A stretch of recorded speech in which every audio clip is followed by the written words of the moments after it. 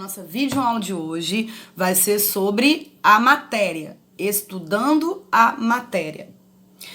Mas o que é matéria? Do que ela é formada, hein?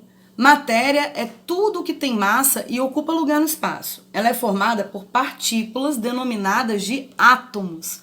E o átomo é a unidade fundamental de um elemento químico.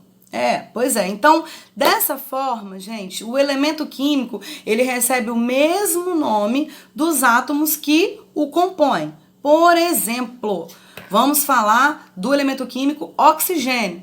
Ele é composto por átomos de oxigênio. O grafite do lápis, por exemplo, galera, é um exemplo de matéria formada pelo elemento químico carbono.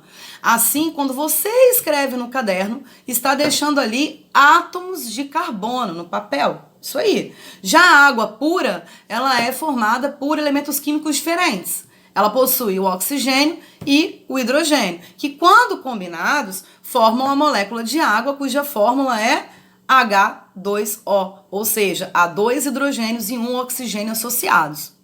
Qualquer que seja a matéria, gente, ela possui propriedades, que são chamadas de propriedades da matéria. E as duas primeiras que iremos estudar será a massa e a inércia. A inércia é a tendência dos corpos de permanecerem em repouso ou em movimento. Ou seja, se um corpo está em movimento, ele tenderá a permanecer em movimento. Mas se ele está em repouso, ele vai tender a ficar parado. A inércia, ela pode ser entendida como a resistência do corpo à alteração do seu estado de movimento. Ou seja, é a resistência do repouso passar para o movimento ou do movimento passar para o repouso. Já a massa é a medida da quantidade de matéria de um corpo. Ela está relacionada com a inércia porque, gente, quanto maior for a massa de um corpo, né, maior será a resistência em tirar ele do repouso ou alterar o seu movimento. Ou seja, maior será a inércia. Quanto maior a massa, maior a inércia.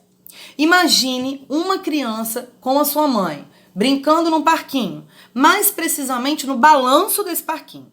Para movimentar os balanços até a mesma altura, em qual deles deverá ser de maior intensidade, hein? Tempo, 5 segundos.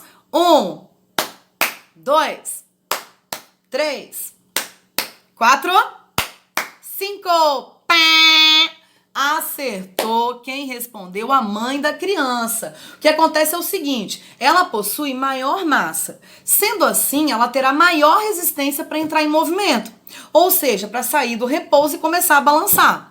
Então, gente, a gente diz que a força ali necessária foi de maior intensidade para poder tirar o balanço do lugar. Ou seja, a mãe, por ter maior massa, tem maior inércia também.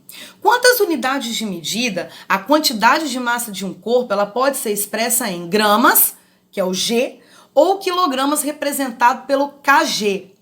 Podendo ainda ser feita uma conversão entre elas, fazendo uma simples regrinha de 3. Pois é, porque 1 quilograma possui 1000 gramas. Sendo assim, quando você tem a medida em gramas, basta dividir por 1000. Por exemplo, 1.500 gramas equivale a 1,5 quilogramas.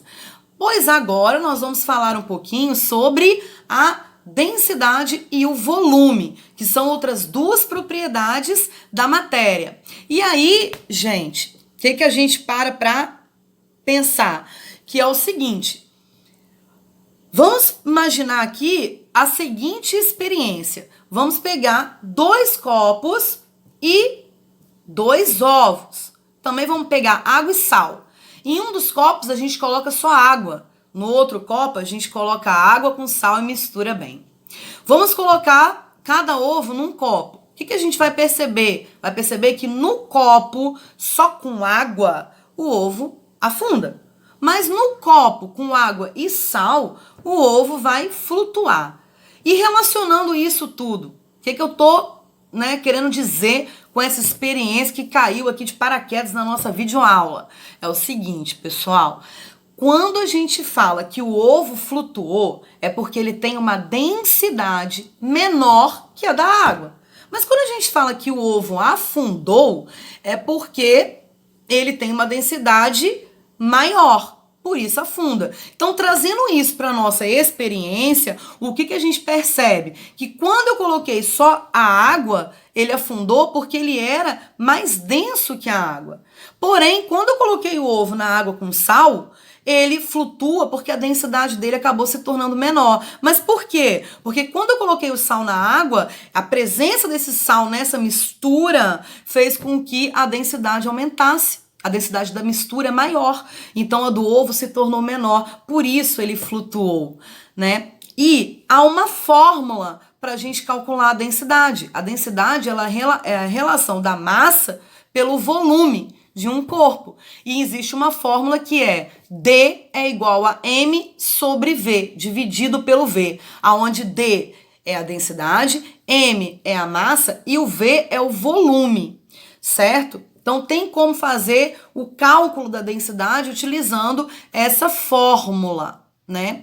E assim, pela presença dessa fórmula, a unidade de medida utilizada para densidade é a grama por centímetro cúbico, né? Ou quilograma por centímetro cúbico, ou metro cúbico, enfim. Por que isso? Porque a unidade de medida de massa é quilograma ou grama. E a unidade de medida do volume é tudo aquilo elevado a cúbico. Então, ó, metro cúbico, centímetro cúbico, decímetro cúbico, né? Ou então, litro ou mililitro. Essas são as unidades de medidas para volume. E o que é o volume? Estou falando de densidade e nem falei do volume ainda. Então, vamos voltar para a experiência.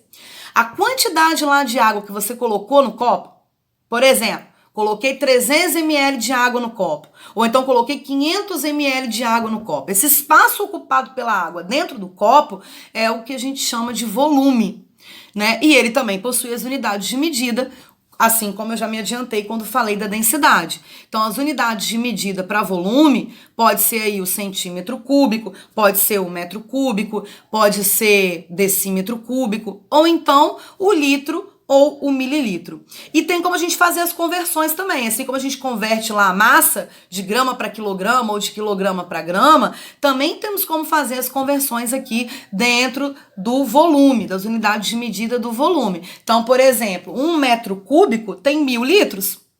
Então, se num problema que você esteja resolvendo foi dado alguma informação em metro cúbico, mas a resposta quer que seja em litro, tem como você converter fazendo uma regra de 3 também, né? Então, assim, tudo fica muito simples, só fazer a regrinha de 3. Por exemplo, 1 litro tem 1000 ml. Então, se você tem aí no problema uma medida em litro, mas a resposta quer em ml, basta você multiplicar por 1000 que você vai ter lá a sua medida em ml, né? Ou, do contrário, você divide por 1000. Então, assim, fazendo regras de 3, você consegue fazer essas conversões, tanto da massa como também do volume de um corpo, tá bom, gente? Então, olha só, essa foi a nossa videoaula de hoje, eu espero que vocês tenham gostado. Quem gostou, dá um like aí, não se esqueçam de se inscrever no canal. Até a próxima, valeu, galera, beijo!